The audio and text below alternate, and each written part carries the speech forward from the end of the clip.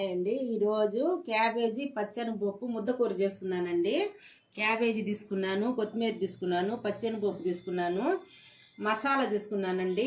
అల్లం తెల్లగడ్డ పేస్టు, కొబ్బరి, ధనియాలు, చెక్క మొగ్గ, తర్వాత వచ్చి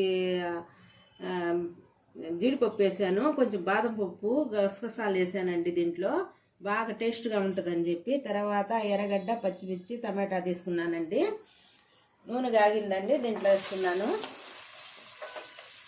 వేగాలండి, అది బాగా ఎర్రగడ్డ వేగిపోయిందండి. తర్వాత టమాటా వేసాను, టమాటా కూడా వేగిపోయిందండి. మసాలా వేస్తున్నాను, కొంచెం దూరగా వేగాలండి. తర్వాత క్యాబేజీ, కొత్తిమీర వేస్తున్నానండి, కారం వేస్తున్నానండి, కారం, పసుపు పొడి, ఉప్పు వేసానండి. తర్వాత వాటర్ వేసానండి, పచ్చెనగపప్పు వేస్తున్నానండి, సరిపడినంత వాటర్ వేస్తున్నానండి. బాగా ఉడకాలి కదా, 20 నిమిషాలు ఉడకాలండి. ఇది బాగా ఉడకాలండి, 20 నిమిషాలు. క్యాబేజీ కూర రెడీ అయిపోయిందండి. రెడీ ఆఫ్ చేసేస్తున్నానండి. రైస్ అండి,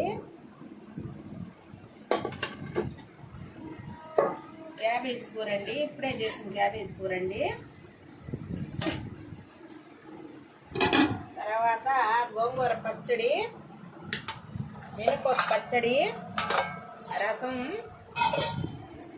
టేస్ట్ చూద్దామండి.